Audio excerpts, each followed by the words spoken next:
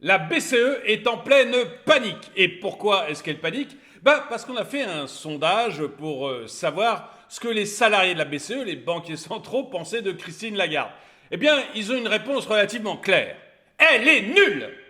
Bonjour et bienvenue dans cette nouvelle vidéo de DME en direct. Comme toujours, si vous n'êtes pas abonné, je vous suggère de le faire et de cliquer sur la cloche pour être prévenu lorsque je sors une nouvelle vidéo. Et vous pouvez aussi aller sur la boutique DME, donc soit à partir de cette vidéo dans la description, soit à partir de la chaîne YouTube, soit à partir de dromaeconomy.com. Et dans ce cas, ce sont les onglets boutique.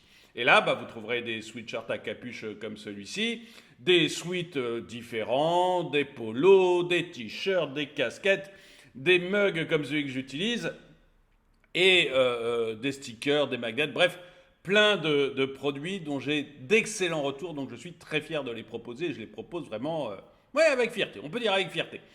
Bref, après ce petit moment d'autopromotion, on va revenir au problème de Christine Lagarde et de la BCE. Il y a eu un sondage fait auprès des salariés de la BCE. C'est quelque chose d'habituel. Ça se fait régulièrement. Ça avait été fait pour le prédécesseur de Christine Lagarde, donc c'est habituel. Et puis, finalement, les salariés la trouvent très mauvaise. Et ça, forcément, quand vous êtes le patron de la BCE, quand vous êtes censé être une pointure au point de vue économique, d'ailleurs on a vu, il n'y a pas eu d'inflation, il n'y a eu aucun problème avec la monnaie depuis que Christine Lagarde est là, tout se passe bien. Donc quand vous pensez de vous-même que vous êtes une pointure et que les salariés vous disent non, vous êtes nul, quelle est la réponse que vous faites? À la direction de la BCE, la réponse c'est le sondage est bidonné, c'est pas possible que ça marche comme ça. Bref, on va voir. C'est assez rigolo, je trouve, comme façon d'appréhender Christine Lagarde, la façon dont elle regarde les choses et la façon dont les salariés de la BCE la regardent, elle. Vous allez voir que c'est plutôt marrant. La tour de la Banque Centrale Européenne, la BCE, à Francfort, a été secouée par une vague de panique à la suite de la publication d'un sondage interne mené par le syndicat Ipsos. Alors, ce n'est pas Ipsos qui fait des sondages, c'est Ipsos, c'est pas du tout la même chose, là c'est un syndicat. Mais encore une fois, il le fait régulièrement, c'est pas, voilà. Selon ce sondage, une majorité des répondants, qualifie de mauvaise ou très mauvaise la performance de Christine Lagarde, présidente de la BCE depuis octobre 2019. Et j'aimerais savoir ce que vous en pensez, parce que Christine Lagarde, elle est sûre d'elle, elle est sûre qu'elle est géniale. Les gouvernants sont sûrs qu'elle est géniale, mais honnêtement, vous, qu'est-ce que vous en pensez? Moi, je dis comme ça une petite indication sur ce que j'en pense. En principe, le seul boulot de la Banque Centrale Européenne, son seul travail, c'est de faire en sorte que l'inflation soit inférieure à 2%. À partir de là, dites-moi ce que vous pensez de son travail, si vraiment elle est aussi géniale qu'elle le pense. Ces résultats inattendus ont déclenché des réactions diverses au sein de l'institution, mettant en lumière des préoccupations sur la gestion actuelle et la direction future de la BCE. Le contraste avec Mario Draghi, parce que, encore une fois, on avait déjà fait ce sondage avant. Ces chiffres de sondage mettent en lumière un contraste frappant avec le prédécesseur de Christine Lagarde, l'Italien Mario Draghi. À la fin de son mandat, seuls 8,9% des répondants jugeaient sa performance comme mauvaise ou très mauvaise. Donc on avait moins de 10% des salariés de la BCE qui trouvaient que la performance de Mario Draghi était mauvaise ou très mauvaise. Tandis que les trois quarts le considéraient comme le sauveur de l'euro. Vous vous rappelez qu'avec son action extraordinaire, je finis puis je couperai, avec son action extraordinaire, très bonne ou bonne. Et vous savez que Mario Draghi, il était arrivé à un moment, il y a eu la crise grecque, et à ce moment-là, l'euro a failli s'effondrer. Et Mario Draghi, à ce moment-là, a dit « Je vais sauver l'euro quoi qu'il en coûte ». Et moi, je ne suis pas très satisfait de son travail, mais on doit lui reconnaître qu'il a sauvé l'euro. Moi, je ne suis pas très satisfait parce que je pense que c'est lui qui a mis les taux à zéro, c'est lui qui a préparé tout le terrain pour qu'après, il y ait une grosse inflation. Après, c'est Christine Lagarde qui ne l'a pas vu arriver du tout, alors que moi, je le voyais venir. On était plusieurs économistes à hurler, à dire il va y avoir de l'inflation, il va y avoir une très forte inflation avec vos bêtises. ce qui n'a pas manqué d'arriver. Elle a refusé de le voir venir. Même 6 mois après que l'inflation ait démarré, elle a refusé de le voir venir. Et même une fois que la Fed avait vu l'inflation arriver, donc la Fed a vu l'inflation arriver, 4 mois avant Christine Lagarde quand même. Et pourtant déjà la Fed était en retard par rapport à ce que moi ou d'autres économistes français, européens et américains disions. Donc déjà la Fed l'a vu en retard, mais Christine Lagarde l'a vu encore plus en retard, 4 mois après. Bon, mais Draghi, il faut reconnaître, il a sauvé l'euro, c'est-à-dire sans lui, il est très possible que l'euro aurait éclaté. Est-ce que ça aurait été une mauvaise chose? Ça, je vous laisse me dire ce que vous en pensez dans les commentaires. Je ne sais pas si ça aurait été une mauvaise chose, mais l'euro aurait éclaté, il l'a sauvé. Par contre, il est clairement à l'origine de l'inflation qui a suivi. Il a mis toutes les bases, en fait. Il a mis toutes les bases pour qu'après, on ait une inflation monstrueuse. Mais il y avait 10% des salariés qui jugeaient sa performance comme mauvaise. Il n'y avait que 10% des salariés qui jugeaient sa performance comme mauvaise. Certains répondants anonymes ont souligné que Mario Draghi était là pour la BCE, alors que la BCE semble être là pour Christine Lagarde, suscitant des interrogations sur le leadership actuel de la présidente. L'engagement médiatique de Christine Lagarde. Christine Lagarde, ancienne directrice générale du Fonds monétaire international et ministre française, ministre de l'économie française sous Nicolas Sarkozy, rappelez-vous. Et économiquement, ça a été une cata, quoi. Voilà. Donc on l'a nommée au FMI. C'est un peu le moyen d'exfiltrer les mauvais. On l'a envoyé au FMI et puis après, elle s'est retrouvée à la tête de la BCE. Avec toujours les mêmes résultats. Franchement, si vous regardez les résultats en tant que ministre de l'économie, ça a été une cata. Regardez toutes les courbes de l'économie. Si vous regardez en tant que patronne du FMI, tous les retours qu'on en a, c'est que ça a été une cata. On l'a mis à la tête de la BCE. Parce que, en fait, c'est une politique, donc c'est entre copains. Voilà. Je ne crois pas que c'était la même chose pour Mario Draghi. Mario Draghi, on avait besoin de mettre un Italien parce qu'il y avait des gros problèmes avec l'Italie, donc on avait besoin de mettre un Italien à la tête de la BCE. Mais c'était un banquier central. C'était quelqu'un qui connaissait ce métier. Christine Lagarde, c'était pas une banquière centrale. C'est pas quelqu'un qui connaissait ça. Et résultat, voilà, c'était juste une amie du président français, copinage, je te tiens, tu me tiens par la barbichette. C'était une femme. Il fallait absolument mettre des femmes à tous les postes à ce moment-là. Je rappelle que la chancelière allemande était une femme, la première ministre anglaise était une femme, et il fallait une femme à la BCE. C'est-à-dire que pendant un moment, les 3 personnes les plus importantes d'Europe étaient des femmes. Bon, on a passé une période absolument merveilleuse. C'est pas parce qu'elles étaient une femme. Je veux dire, pour moi, je le redis au cas où on me traiterait de macho, pour moi, le fait d'avoir un pénis ou un utérus n'est en aucun cas un signe de compétence. Surtout en économie ou en banque. Vous voyez, que vous ayez un utérus ou un pénis à la tête d'une banque centrale ou à la tête d'un pays, je ne pense pas que ça change quoi que ce soit. Mais pendant un moment, il fallait absolument avoir un utérus, c'était absolument merveilleux. C'est d'ailleurs pour ça aussi que la présidente de la Commission européenne est une femme.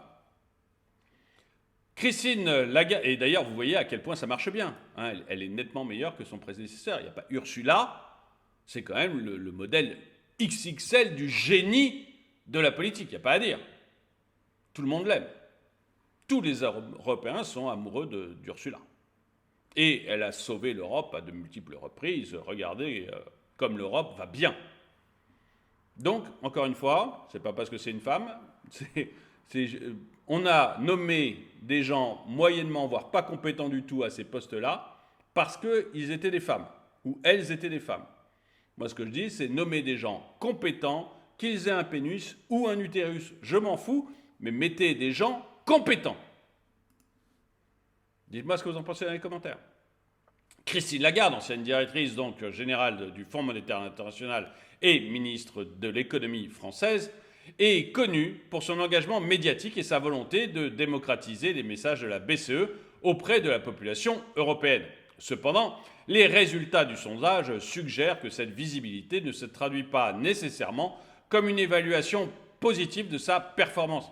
Mais même chose, je m'en fous qu'il passe dans les médias, mais il y en a marre, mais arrêtez de juger les gens là-dessus.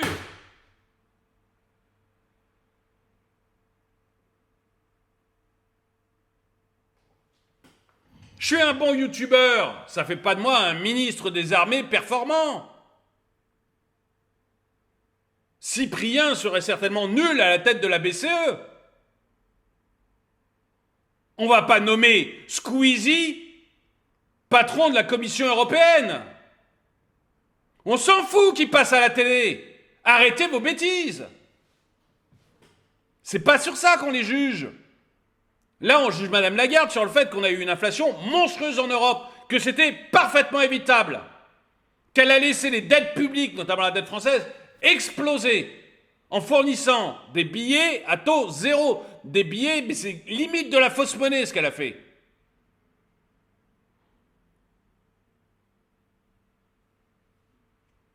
Qu'elle passe dans les médias, qu'elle aime bien aller à la télé, on s'en tape.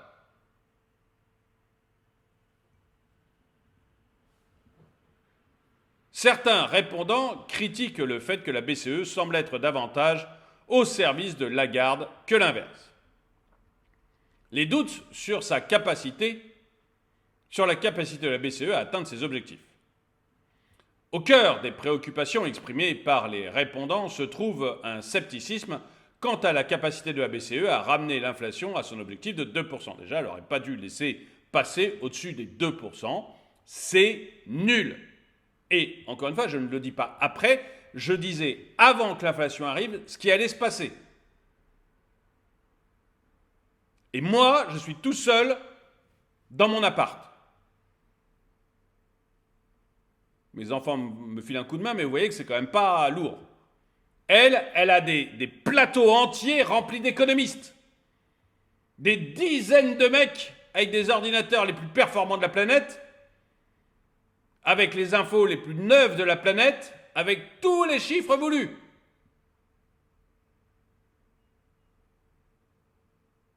Mais moi, je vois arriver l'inflation avant elle. Je suis désolé.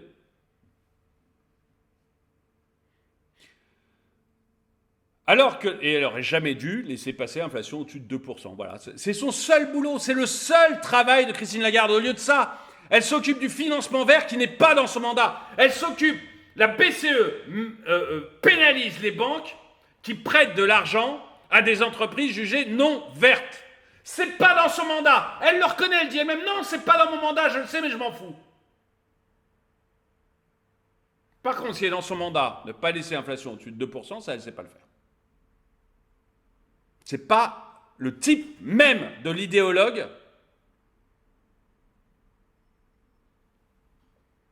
ou de l'incompétent, je ne sais pas, les deux à mon avis. Idéologue et incompétent quand on fait ça.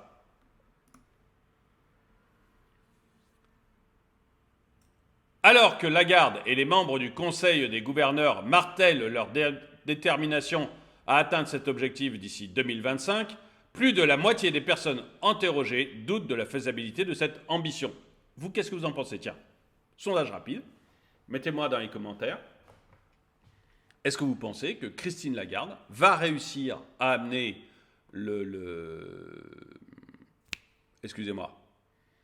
va réussir à ramener l'inflation en dessous des 2% d'ici 2025 comme elle s'y est engagée? Encore une fois, même si elle y arrive, je trouve que c'est nul parce qu'elle n'aurait jamais dû le laisser dépasser les 2%. Et c'était faisable.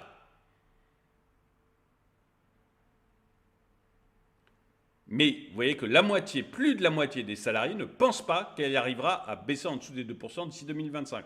Vous, qu'est-ce que vous en pensez? Dites-le moi dans les commentaires.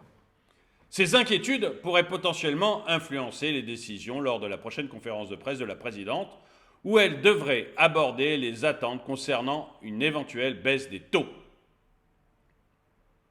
Contestation de la méthodologie du sondage par la BCE. Ben oui.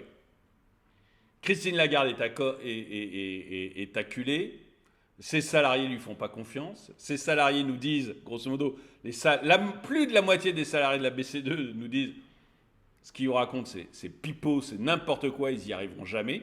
Plus de la moitié des salariés de la BCE nous disent, en fait, pour elle, c'est un marchepied pour avoir des avantages, pour avoir En fait, la BCE est à son service, au service de son image, peut-être des prochains postes qu'elle veut avoir, peut-être des avantages qu'elle a, peu importe. Plus de la moitié d'entre eux jugent que la BCE est au service de Christine Lagarde et pas l'inverse. Plus de la moitié d'entre eux jugent que son action est mauvaise, voire très mauvaise. Plus de la moitié d'entre eux jugent qu'elle n'arrivera pas à tenir son engagement de passer en dessous des 2% pour l'inflation d'ici 2025. Réaction de la direction. Non, mais c'est la méthodologie du sondage qui ne convient pas. Avec Draghi, ça convenait, il n'y avait pas de problème. La méthodologie convenait avec Draghi, tout allait bien. Il y avait eu... les gens aimaient bien Draghi, ils trouvaient qu'il était bon, donc il n'y avait pas de problème. Aujourd'hui, non, ça ne va pas parce qu'ils ne l'aiment pas, c'est qu'il y a un problème dans la méthodologie. Ces gens, en fait, refusent la vérité. Ils refusent, vous voyez, ils refusent le réel, en fait. C'est ça le problème. Ils refusent le réel. C'est pour ça qu'on a eu une inflation de folie. Alors que les économistes expliquaient bien ce qui allait se passer. C'est pour ça qu'on a eu une inflation de folie. Ces gens, la direction, refusent le réel. Et donc, contestation de la méthodologie du sondage par la BCE. La direction de la BCE réagit vivement à ces résultats, contestant la légitimité du sondage en remettant en cause sa méthodologie. Seules 1100 personnes sur 5000 employés y ont répondu. Et la moitié d'entre elles se déclarent mécontentes de leur travail à la BCE. 1000 sur 5000, vous voyez, si on faisait le même sondage au niveau français, ça veut dire quand même qu'on interrogerait, donc c'est 1/5, ça veut dire que ça serait un sondage que l'on ferait sur 15 millions d'habitants. Est-ce qu'il y a une personne ici qui dirait, tiens, un sondage sur la France fait sur la façon dont les Français voient Emmanuel Macron fait sur 15 millions d'habitants, c'est pas légitime. Tout le monde en dirait, attendez, c'est le plus gros sondage qu'on ait jamais fait. On n'a jamais fait de sondage aussi immense. Ou alors ça s'appelle les élections. C'est hyper légitime. Excusez-moi, mais c'est hyper légitime.